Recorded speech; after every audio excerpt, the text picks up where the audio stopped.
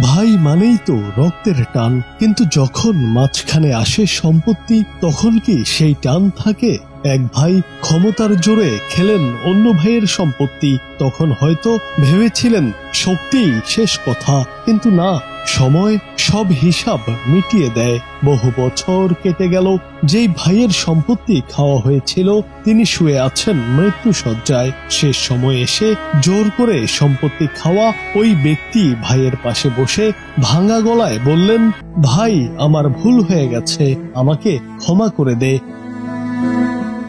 কিন্তু হৃদয় নাড়িয়ে দেওয়ার মতো দৃশ্য। মৃত্যু পথযাত্রী ভাই কিছুক্ষণ তাকিয়ে রইলেন, তারপর হাত তুলে ইশারা করলেন চলে যেতে। হয়তো তিনি বোঝালেন, না, এই ক্ষমা আমি করতে পারবো না। বারবার হাত নাড়িয়ে চলে যেতে বললেন জোর করে সম্পত্তি খাওয়া ভাইকে।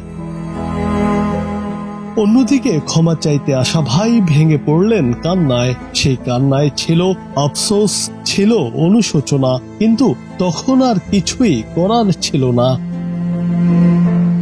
সে দৃশ্যের ভিডিও ঝড় তুলেছে ফেসবুকে। লাখো মানুষ দেখেছেন ভিডিওটি। ভাইয়ের সম্পত্তি জোর করে ভোগ করার কথা উল্লেখ করে অনেকেই লিখেছেন, কতটা কষ্ট পেলে মানুষ মৃত্যুর সময়ও ভাইকে ক্ষমা করতে পারে না। কথায় আছে, ক্ষমার চেয়ে বড় দান আর কিছু নেই। কিন্তু এক ভাই এমনই কষ্ট পেয়েছিলেন যে মৃত্যু শয্যাতেও ক্ষমা করতে রাজি হননি নিজের অপরাধী ভাইকে।